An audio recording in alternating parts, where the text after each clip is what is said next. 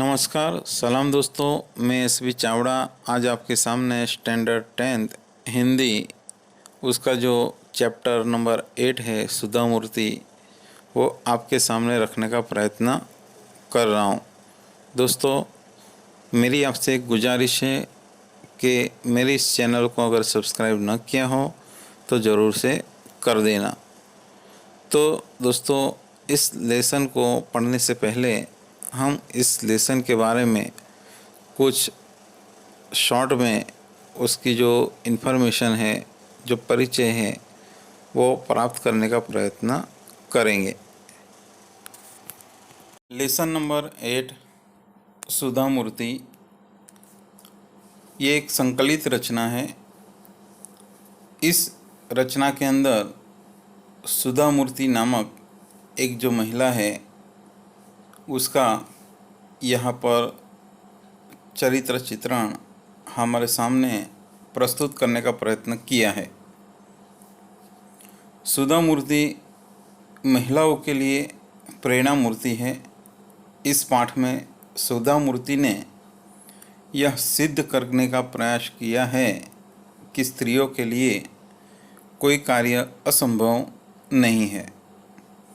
उन्होंने इंजीनियर के रूप में कार्य किया, बाद में संशोधन, तकनीकी क्षेत्र, चिकित्सा, लेखन के क्षेत्र में बड़ा योगदान दिया।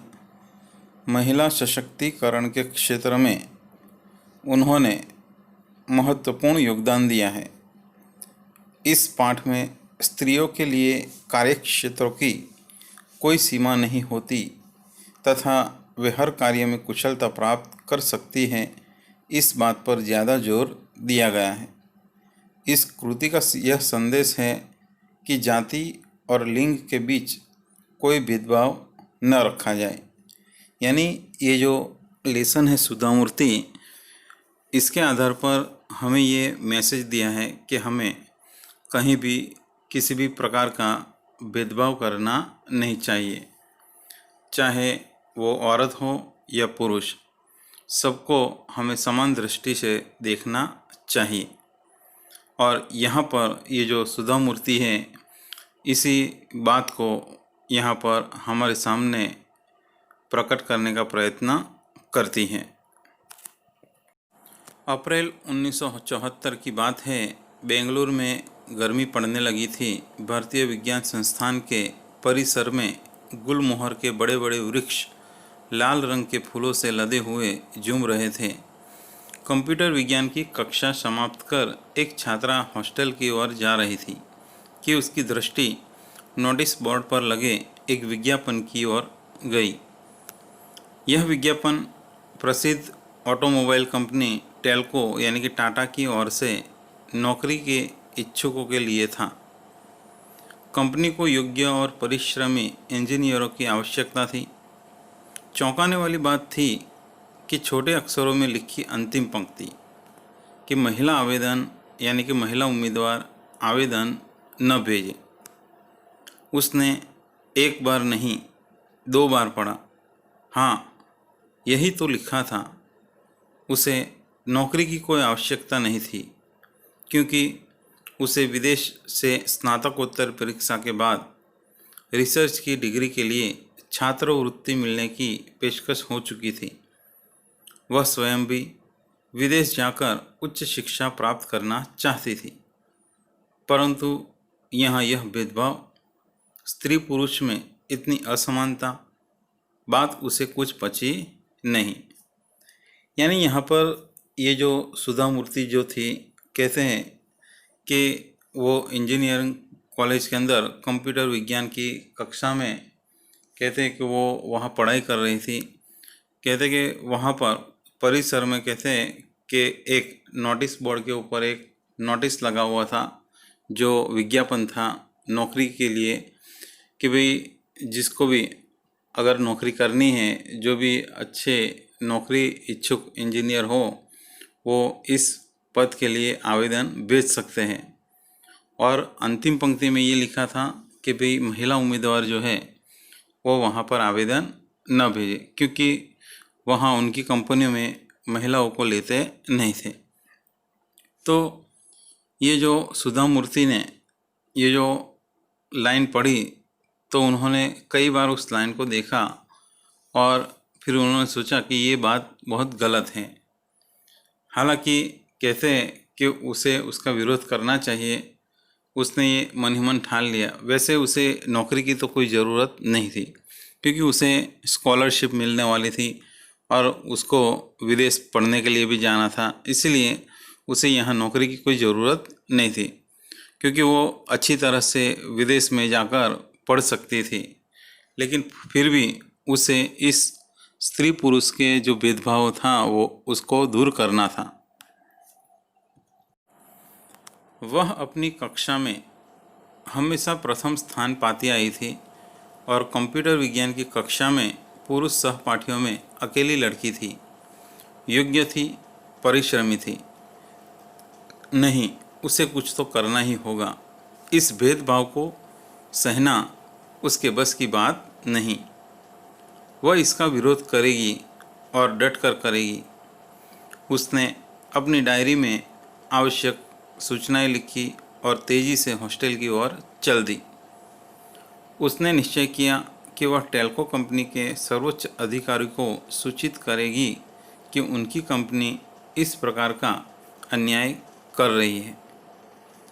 उसे उस सर्वोच्च अधिकारी का नाम मालूम तो नहीं था, केवल इतना पता था कि टाटा समूह के प्रमुख JRD टाटा हैं। उसने एक पोस्टकार्ड लिया और JRD टाटा को संबोधित करते हुए लिखा कि आपने भारत में लोहा, इस्पात, रासायनिक पदार्थ, कपड़ा, मशीनों के बड़े बड़े उद्योग लगाए हैं। भारतीय विज्ञान संस्थान की स्थापना में आपने बढ़ चढ़कर अपना योगदान दिया है। सौभाग्य से मैं उसी संस्था में पढ़ रही हूँ। मैं हैरान हूँ कि टेल्को जैसी कंपनी स्त्री पुरुष के बीच ऐसा भेदभाव कैसे कर सकती है। यानी कि यहाँ पर ये बताया है कि ये जो सुधा मूर्ति है वो अपनी क्लास में हमेशा प्रथम नंबर पर यानी फर्स्ट नंबर पर आती थी। कहते कि वो सभी छात्रों में पढ़ने में भी तेज थी, परिश्रमी थी, मेहनती थी। लेकिन कहते कि ये जो विज्ञापन पढ़ा तो वो मन ही मन सोचने लगी कि उसे कुछ करना ही होगा। इस भेदभाव को वो सह पाएगी नहीं। कहते हैं कि इस भेदभाव को मिटाना होगा, उसे इसका डट कर विरोध करना होगा। उसने अपनी डायरी में के कुछ आवश्यक सूचनाएं लिखकर फिर अपने हॉस्टल की ओर उसने चल दिया। फिर उसने निश्चय किया कि वो ये जो टाटा टेल्को जो कंपनी है उसके सबसे बड़े अधिकारी को ये सूचना ज़रूर देगी। वो उसका विरोध करेगी और कहेगी कि भाई इस प्रकार का अन्याय जो है वो सहन नहीं करेगी। आपकी कंपनी को इस प्रकार का अन्याय नहीं करना चाहिए। और उसे कहते कि उस सर्वोच्च अधिकारी का नाम मालूम नहीं था, लेकिन कहते हैं कि इसके जो प्रमुख थे वो JRD टाटा है, ये उसे पता था। और उसने एक पोस्ट कार्ड लिया, फिर उसके अंदर JRD टाटा के नाम से उसने एक पत्र लिखा और कहा कि आपने हमारे अपने देश में, भारत में कई कंपनियां, कारखाने बनाए, इंजीनियरिंग कॉलेज बनाई, कपड़ा उद्योग है। कहते हैं कि आपने हर एक क्षेत्र में बहुत सारी ऐसी आपने डोनेशन दिया है। कहते हैं कि मैं आपकी उसी संस्था में पढ़ रही हूँ, लेकिन मैं इस चीज़ से हैरान हूँ कि आपकी कंपनी जो है वो स्त्री पुरुष के बीच में भेदभाव करती है और आपको इस प्रकार का भेदभाव करना नहीं चाहिए। 10 ही दिन में कंपनी ने उसे तार भेजा। कंपनी के खर्चे पर पूना शहर में साक्षात्कार के लिए उपस्थित हो। आवश्यक तैयारियों के साथ वह लड़की पूना पहुंची। साक्षात्कार का आरंभ हुआ। काफ़ी तकनीकी प्रश्न पूछे गए जिनके वह सही सही उत्तर दे दी गई। तभी एक बुजुर्ग सज्जन ने स्नेहमयी वाणी में कहा कि तुम जानती हो कि हमने महिला उम्मीदवार आवेदन न भेजे क्यों लिखा था? क्योंकि यहाँ फैक्ट्री में मुख्य कार्यस्थल पर किसी महिला की नियुक्ति नहीं होती। तुम्हारी जैसी मेधावी लड़कियों को अनुसंधान शालाओं में जाकर कार्य करना चाहिए, लेकिन हमें यही कहीं से तो शुरुआत करनी होगी, नहीं तो कभी भी कोई महिला आपकी फैक्ट्री में कार्य नहीं कर पाएगी, उसने दृढ़ता से कहा।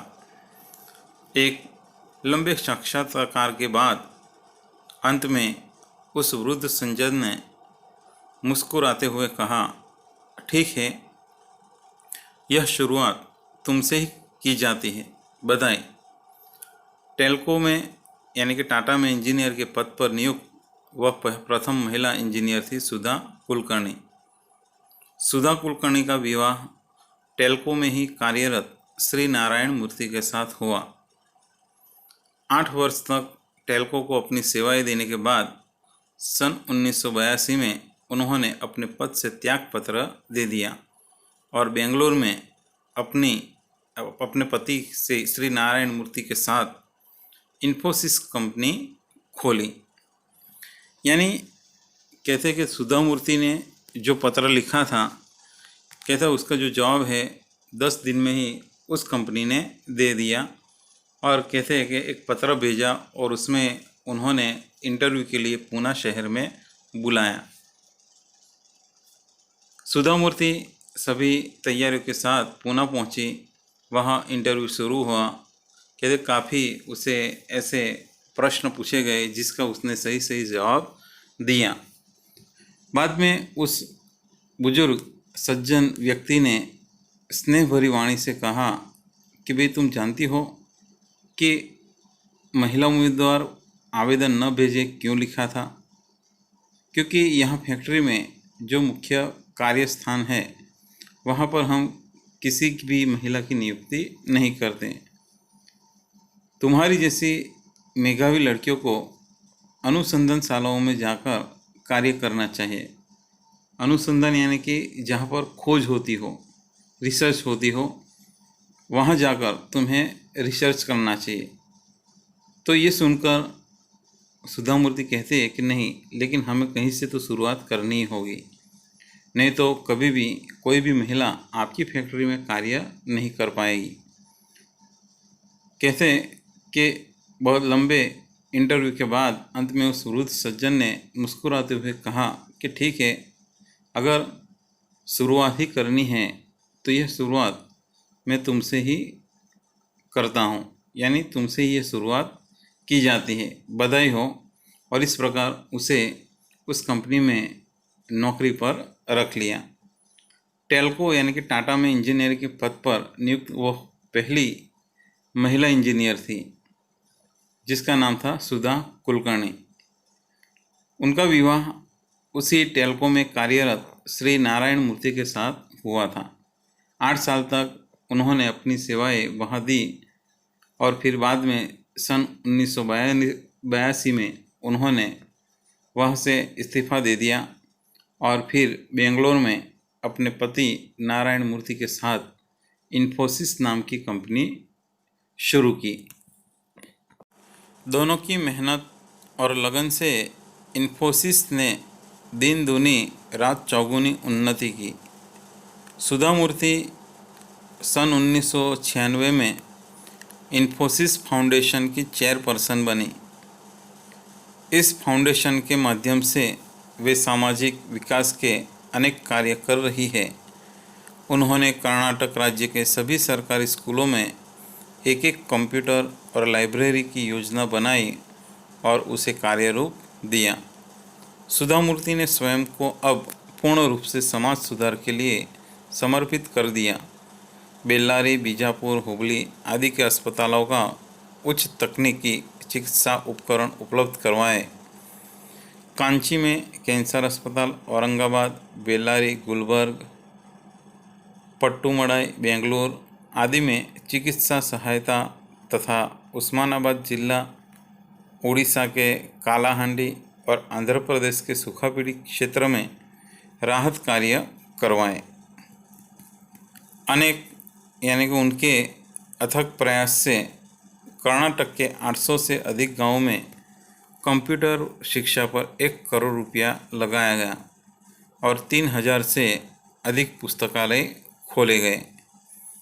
उन्होंने गरीब बच्चों को सहायता दी, स्कूलों की इमारतों का निर्माण करवाया, अधिकतम अंक लाने वाले बच्चों को छात्रवृत्ति दी और गांवों में लगभग 300 कंप्यूटर वितरित किए गए।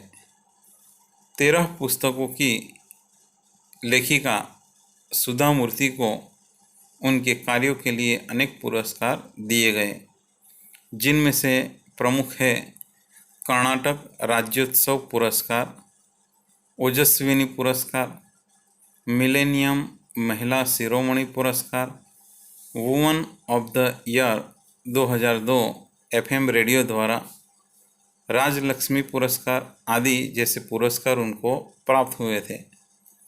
सुधा मूर्ति ने अपनी उपलब्धियों से महिलाओं का मार्ग प्रशस्त किया।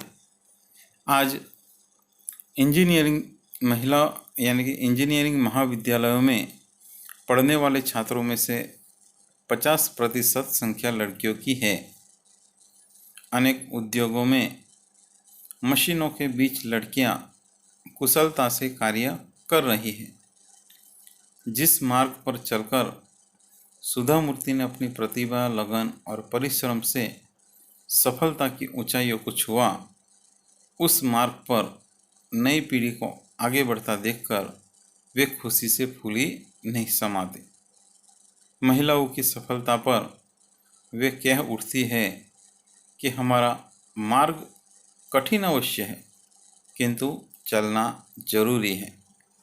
यानी यहाँ पर कहते हैं कि ये जो सुधा मूर्ति और उनके पति दोनों ने मिलकर कहते हैं कि इन्फोसिस नाम की जो कंपनी खोली थी, वो कंपनी दिन दुगनी रात चौगुनी यानी दिनों दिन प्रगति करती गई, उन्नति करती गई। कहते हैं कि सुधा मूर्ति ने सन 1996 में कि वो उसको इन्फोसिस फाउंडेशन का चेयरपर्सन बनाया गया। कहते हैं कि वो इस फाउंडेशन के माध्यम से समाज सेवा के विकास के काम करने लगी। उन्होंने कर्नाटक राज्य के सभी सरकारी स्कूलों में एक एक कंप्यूटर और लाइब्रेरी की योजना बनाई और उसे कार्यान्वित किया। सुधा मूर्ति को कहते हैं कि उसने अपने आप को समाज सुधार के लिए समर्पित कर दिया। बेल्लारी, बीजापुर, हुबली आदि में कहते हैं कि अच्छे अस्पताल बनवाए, चिकित्सा के लिए साधन वहाँ दिए गए। कांची में कैंसर अस्पताल, औरंगाबाद, बेल्लारी, गुलमर्ग, पट्टूमड़ई, बेंगलोर आदि सब में कहते कि चिकित्सा के लिए सहायता दी गई। और कहते हैं कि उस्मानाबाद जिला, उड़ीसा के कालाहांडी और आंध्र प्रदेश के सूखा पीड़ित क्षेत्रों में राहत भरे काम भी करवाए गए। उनके इस अथक यानी बिना थके प्रयत्नों के कारण कहते हैं कि कर्नाटक के 800 से भी अधिक गांवों में कंप्यूटर शिक्षा पर 1 करोड़ रुपया लगाया गया और 3000 से ज़्यादा पुस्तकालय खोले गए यानी कि लाइब्रेरी खोली गई। उन्होंने गरीब बच्चों को सहायता दी, स्कूलों की इमारतों का निर्माण करवाया, नई स्कूलें बनवाई। कहते कि ज़्यादा अंक लाने वाले बच्चों को स्कॉलरशिप दी गई और कहते हैं कि गाँव में लगभग 300 से भी ज़्यादा कंप्यूटर वितरित किए गए। यानी कि उनके गांव में 13 पुस्तकों की लेखिका सुधा मूर्ति को उनके कार्यों के लिए कई पुरस्कार दिए गए थे, जिनमें से प्रमुख है कर्नाटक राज्योत्सव पुरस्कार, ओजस्विनी पुरस्कार, मिलेनियम महिला शिरोमणि पुरस्कार और woman of the year 2002 FM radio के द्वारा दिया गया तथा राजलक्ष्मी पुरस्कार। कहते हैं कि सुधा मूर्ति ने अपनी इन उपलब्धियों से महिलाओं के लिए एक नया रास्ता बनाया। कहते हैं कि आज इंजीनियरिंग महिलाओं में अगर आप देखो तो 50% से भी ज़्यादा संख्या महिलाओं की है, जो पुरुषों के साथ मिलकर कंधे से कंधा मिलाकर आगे बढ़ रही है। अनेक उद्योगों में मशीनों के बीच लड़कियां कुशलता से कार्य कर रही है। कहते हैं कि जिस मार्ग पर चल के सुधा मूर्ति ने अपनी प्रतिभा, लगन और परिश्रम से सफलता की ऊंचाइयों को छुआ, उस मार्ग पर नई पीढ़ी को आगे बढ़ता देखकर वो फूली नहीं समाती। यानी उसने महिलाओं के लिए जो रास्ता उसने बनाया, उस रास्तों पे महिलाओं को चलते देखकर वो बहुत खुश हुई। कहती है कि महिलाओं की सफलता पर उसने वो एक वाक्य कहती है कि हमारा जो मार्ग है वो कठिन अवश्य है, किंतु चलना जरूरी है। यानी हमारे सामने कितने भी कठिन रास्ते क्यों ना आए, हमें उस पर चलना चाहिए और तभी हमें सफलता प्राप्त होती है। तो इस प्रकार से ये जो सुधा मूर्ति जो लेसन है वो संकलित लेसन है। कहते हैं कि जिसमें सुधा मूर्ति के बारे में यहाँ कुछ परिचय हमारे सामने रखने का प्रयत्न किया है। और यहाँ इस लेसन से हमें ये सीख देखने का प्रयत्न किया है कि हमें किसी भी प्रकार, चाहे लड़की हो या पुरुष, यानी कि स्त्री हो या पुरुष, हमें लिंग भेद यानी कि जाति पाति का भेदभाव करना नहीं चाहिए। हमें उन्हें मान सम्मान देना चाहिए। हमें महिलाओं को हमसे कमज़ोर समझना नहीं चाहिए। और यही जो बात है सुधा मूर्ति ने हमारे सामने रखने का प्रयत्न किया है। अब हम उसका स्वाध्याय देखने का प्रयत्न करेंगे। निम्नलिखित प्रश्नों के नीचे दिए गए विकल्पों में से सही विकल्प चुनकर उत्तर लिखिए। सुधा कुलकर्णी ने अपनी पढ़ाई किस क्षेत्र में की थी? तो इसका जवाब है कंप्यूटर विज्ञान। किस कंपनी के विज्ञापन में लिखा था कि महिला उम्मीदवार आवेदन न करें? तो टेल्को। तीसरा है, विज्ञापन से किस प्रकार का भेदभाव स्पष्ट होता था? तो उसका जवाब है महिला पुरुष का। चौथा प्रश्न है, सुधा कुलकर्णी को साक्षात्कार के लिए कहाँ बुलाया गया? तो उसका आंसर है पूना। लेखिका सुधा मूर्ति को 2002 में वुमन ऑफ द ईयर पुरस्कार किसने दिया? तो उसका जवाब है FM रेडियो। एक एक वाक्य में उत्तर लिखिए। टेल्को कंपनी का विज्ञापन किस पद के लिए था? तो टेल्को कंपनी का विज्ञापन इंजीनियरिंग पद के लिए था। दूसरा प्रश्न है, विदेश जाकर सुधा किस क्षेत्र में पढ़ाई करना चाहती थी? तो विदेश जाकर सुधा कंप्यूटर इंजीनियरिंग क्षेत्र में पढ़ाई करना चाहती थी। तीसरा प्रश्न है, विज्ञापन की अंतिम पंक्ति पढ़कर सुधा के मन में क्या विचार आए? तो विज्ञापन की अंतिम पंक्ति पढ़कर सुधा के मन में विचार आया कि ये अन्याय है, मुझे इसका विरोध करना चाहिए। चौथा प्रश्न है, वृद्ध सज्जन ने स्नेहमयी वाणी में साक्षात्कार के समय सुधा से क्या कहा? तो वृद्ध सज्जन ने स्नेहमयी वाणी में साक्षात्कार के समय सुधा से कहा कि हमारे जो क्षेत्र में, यानी कि हमने जो आवेदन दिया था कि भाई हमारी कंपनी में महिला उम्मीदवार आवेदन न करे, वो इसलिए कि ये जो स्थान होता है उस स्थान पर महिलाएं कभी भी जो नौकरी नहीं करती है, वहाँ सिर्फ पुरुष उम्मीदवार ही नौकरी कर पाते हैं, इसलिए हमने ये विज्ञापन में लिखा था। पांचवा प्रश्न है, सुधा कुलकर्णी ने किससे शादी की? तो सुधा कुलकर्णी ने नारायण मूर्ति से शादी की। छठा प्रश्न है, इन्फोसिस फाउंडेशन ने कर्नाटक के सरकारी स्कूलों के लिए क्या किया? तो इन्फोसिस फाउंडेशन ने कर्नाटक के सरकारी स्कूलों में हर स्कूल में एक एक कंप्यूटर और कहते कि वहाँ लाइब्रेरी बनाई।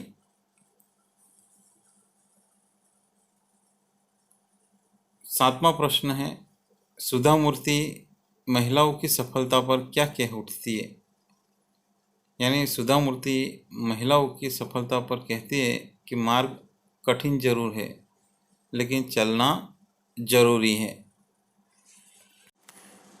2-3 वाक्यों में उत्तर लिखिए। उसमें पहला प्रश्न है कि टेल्को विज्ञापन में चौंकाने वाली बात क्या थी?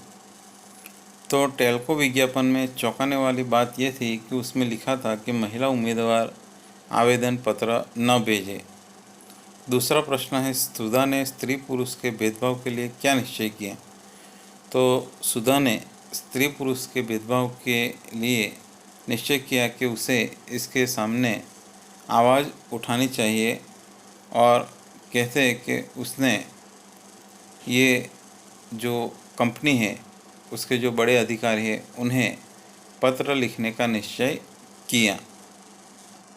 तीसरा प्रश्न है, सुधा और नारायण मूर्ति ने इन्फोसिस फाउंडेशन द्वारा क्या क्या कार्य किए?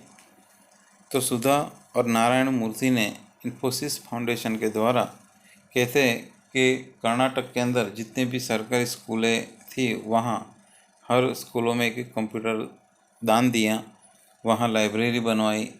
कहते हैं कि कई राज्यों में, कहते हैं कई जगहों पर, ज़िलों में उसने सरकारी अस्पताल बनवाए। सरकारी अस्पतालों में कहते कि जो तकनीकी साधन थे वो वहाँ पर भेंट दिए, और कहते हैं कि कई जगह सूखा पीड़ितों की मदद भी उसने की। तो इस प्रकार से कई कार्य किए।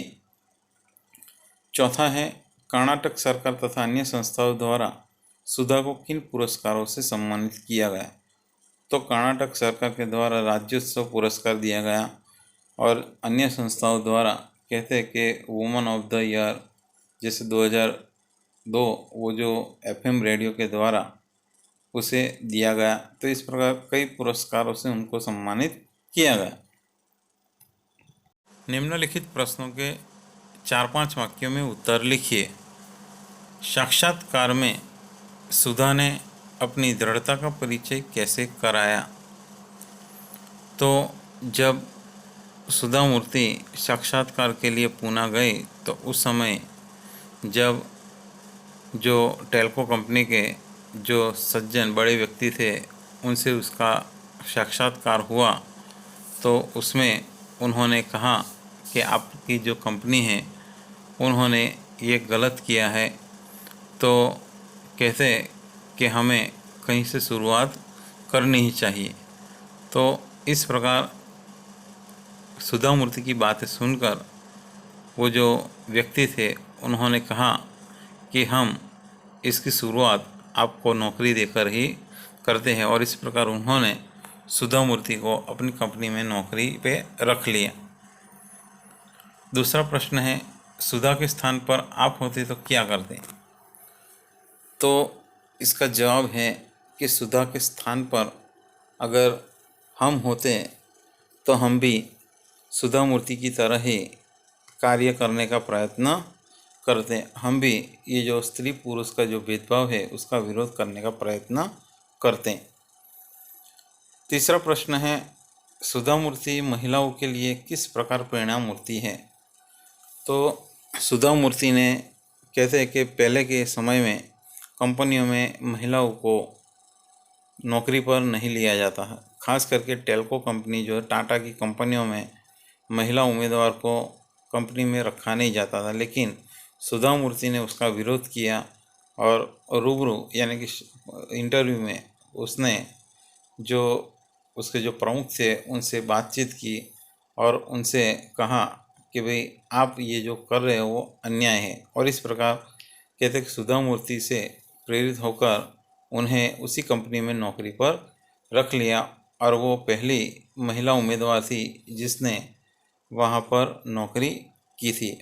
और उन्हीं की बदौलत कहते कि आज सारी जो कंपनियों में है वो 50% से भी ज़्यादा ये जो महिलाएं उम्मीदवार है वहाँ नौकरी करती है, और पढ़ाई में भी वो आगे हैं। तो इस प्रकार सुधा मूर्ति उनके लिए प्रेरणा मूर्ति है। निम्नलिखित शब्दों के पर्यायवाची शब्द दीजिए। परिसर, तो परिसर का अर्थ होता है आंगन। शुरुआत, तो शुरुआत का अर्थ होगा प्रारंभ। मेहनत, तो मेहनत का समानार्थी शब्द होगा परिश्रम। सूखा, तो सूखा का पर्यायवाची होगा शुष्क। अनुसंधान, अनुसंधान का अर्थ होता है प्रयोगशाला। पुरस्कार, पुरस्कार का अर्थ होता है इनाम। आगे का प्रश्न है विलोम शब्द दीजिए। तो आवश्यक, तो अनावश्यक। सौभाग्य, दुर्भाग्य। उपस्थित, अनुपस्थित। सज्जन, दुर्जन। अपना, पराया। उच्च, नीच। अधिकतम, तो न्यूनतम। आगे का प्रश्न है कि भाववाचक संज्ञाएं बनाइए। तो पहला है अधिक, तो उसका होगा अधिकता। सफल, तो सफलता। आवश्यक, तो आवश्यकता। असमान, तो असमानता। पुरुष, तो पौरुषत्व यानी पुरुषत्व। स्त्री, तो स्त्रीत्व। आगे का प्रश्न है मुहावरे का अर्थ देकर वाक्य प्रयोग कीजिए। फूला न समाना यानी कि बहुत खुश होना। महेश को नौकरी मिल गई तो वो फूला न समाया। बात न पचना यानी बिल्कुल समझ में न आना, यानी कई लोगों को साहित्यिक बातें पचती नहीं है। आगे का जो प्रश्न है कि कहावत का अर्थ समझाइए। दिन दूनी रात चौगुनी यानी कि बड़ी तेजी से, यानी जब कोई व्यक्ति जब प्रगति करता है और दिनों दिन उसकी प्रगति होती जाती है तो उसके लिए कहा जाता है दिन दूनी रात चौगुनी, यानी बड़ी तेजी से प्रगति प्राप्त करना। तो इस प्रकार ये जो स्वाध्याय है वो हम यहाँ तक रखते हैं। तो दोस्तों, आपको मेरा ये वीडियो ज़रूर पसंद आया होगा। दोस्तों, मेरी आपसे एक रिक्वेस्ट है कि अगर मेरे इस चैनल को अभी भी सब्सक्राइब न किया हो तो ज़रूर से कर देना। तो दोस्तों, मैं अगला वीडियो ज़रूर आपके सामने लेकर उपस्थित होऊंगा। तब तक के लिए धन्यवाद, आभार, थैंक्स।